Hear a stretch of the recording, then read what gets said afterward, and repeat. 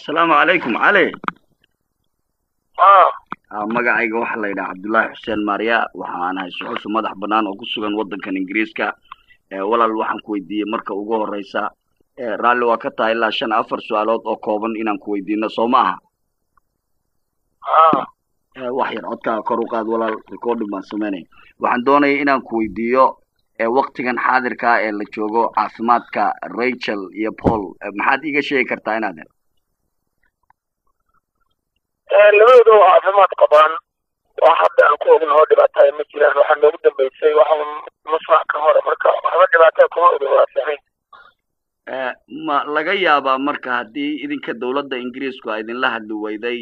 in cid allaale iyo ciddii kale ee danaynaysa oo doonaysa si bini'aadanimo ah inay sii deyntooda uga qayb qaadato ama wax maalaha ku bixiyaan ama wax kale in aad la hadashaan dawladda Ingiriisku waxay xireen markii hore dadkan waxun baa loo qabsaday lacagtii laga rabaa in laga helana la sii deymayo marka dawladda Ingiriis iyo Faransiis iyo Jarmal midda kuma xireen way ku xiran tahay qofkii diyaar waa inay qofka dadka fardoomita oo marka waxaad leedahay haddii dad shiciba oo isu tagay ama dad kale oo eheladooda ama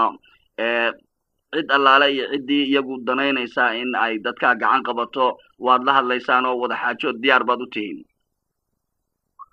si fiican waa la hadlayaa waana lala macaamilayaa dadkan wax soo qabsaday anfaan kulli waxbay ku sii daynayaan annagu dad gooniya kuma xirin haddii la doonayo oo aan cid aan dawladda Ingiriiska ahayn ama dad kale oo iyagu bini'aadanimo sida humanitarian annaguba wadankan gacan baa nalaga siiyay doonaya inay gacan dadkaas siiyaan oo idin la xaajoodaan sidaad u sheegtay inaysan cidna ku xirayn maxaa la yiraahdaa sii deyntoodu oo cid walba kala xajoonaysaan qofkii doonayay inuu wax ka bixiyo ma wax xaqiijin kartaan oo ma la hadal siin kartaan Paul iyo Rachel waayo waxa jira dad baa mushtara ama ehela ama bini'aadanimo iyagu isugu hawlay oo isu xilqaamay inay labada lamaane waayeelkaasi daayaan أنا لم أعقل يا ونلسي دين يا مفكي برامج كده بالعضمات توصيه لما كمحر دولتي جروب قولي ويقول أنت عين الحكي الآن كده خبر برتمطه وقيمه لنا ربي الله سلام مال دقاء يقول الشيء واللسي كده وانا السود وين يا لو جروب قولي كمحر maxaad u malaynaysaa marka lacagtaasi inta ay tira leeg tahay walaal lacagtaas waxaan ka macaamilana qofkii diyaara lacag goori oo meel fadhido ma ahan lacagta korbaro ayay iska gashaa inta badan oo ingiriis iyo digriis ayay gashaa marka lama dhihi karo qiime hebel ayaa noo go-an oo aan fadhinaynaa marka qofkii diyaara markii ay khadka soo gasho qofkaasaan kala macaamilayna meel unbayna ku dhammaana diilahay adoo mahadsan cali walaal haddii ay dadkaasi doonayaan inay idinla mucaamiloodaan ama shakhsiyan ay u yimaadaan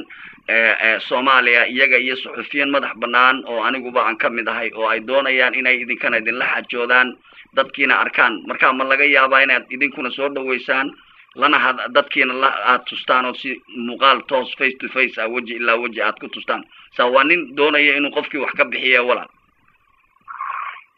هيا أبو فيس الفيس برامج كده هذا والحلم هاي من هان هي سكرية هان هي الدكان هان هي فيس الفيس مركز انتهي الشيء لو حتى حقق هذا النط ماشي رفتان وفق كيري ناقيدو ايضانين يسو لكن أنا وحرمها عن جوبلو وحرمها وحقوها ينو قبل اللقيمة يمقرب اوكي marka laakiin waad la hadal siin kartaan sida hadda halkan anigoo London jooga aan kula hadlay oo kale hadii aan idinku soo xiro cid doonaysa ama kula iyagu interest oo raba inay arintan wax ka geystaan gacan ka geystaan hadii aan idinku soo xiro ma laga yaabaa in aad la hadal siisaan si ay niyadoodu u degto u qancaan oo ay arkaan qof beena oo Soomaaliya inaana iska soo wacan geedo dadkan wata Soomaaliya la tarkooda meesha jooga Ingiriiska ayaan dad barnaamij iska barabadan ay barteeno annaga dhamaynayna haddan waxa weeye barnaamijka gelayna nala hadal siiya ayaa badatay marka qof walba lala hadal siimayo anaa dhamaynaya yidhahdeen laakiin qofkii barnaamijku daacad ka yahay qorshayaal badan wada gelaynaa qofkaasna markay maxaabiisha aan wada galno aan barnaamijka processkiisa u socdo macquul in la hubi inay hubsato oo aan u hubino dadkii inaan hayno annaga laakiin qofkii kale anaa dhamaynaya ma lala hadal siinayo وني waxaan ku weydiinaa qof iyada oo qaxday oo qaxooti ee qof kale oo haysto caawin dadka meesha jooga hadda aad joogto adoo iyaga ama qaxo meelaha ka cararayo waa nala soo xooga iyo waa nala qabsaday ku galay xagee dadka caawin kara laftirkooda ay qaato iyo uma baryaa ma iyadii ka sii dadka iyadii la batay qabsi diibay ayo waxa ma laha Soomaaliya ama xabaan ahaana hadii diyaar waaye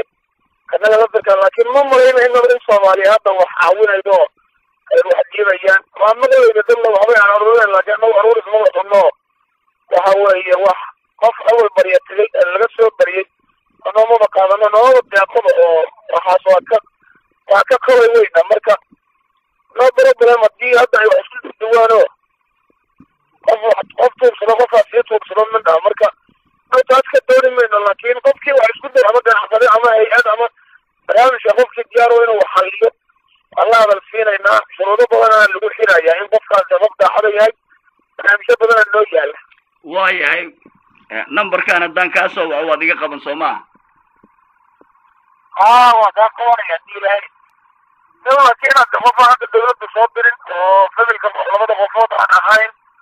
oo macnaha hadda ku caawinayana naba garanayba anigu ma geedo ubadi qofaan dad meelnahay dawladuna aysan soo dirin caawintaasi maxay tahay waa ay diiday dawladdu iyo horaan ugu aragnay dee jaraa'idada iyo idaacada ma garatay ayimbo arkaynaa hadduu ilaahay assalaamu calaykum aad iyo aad ayaad umahadsantahay inaad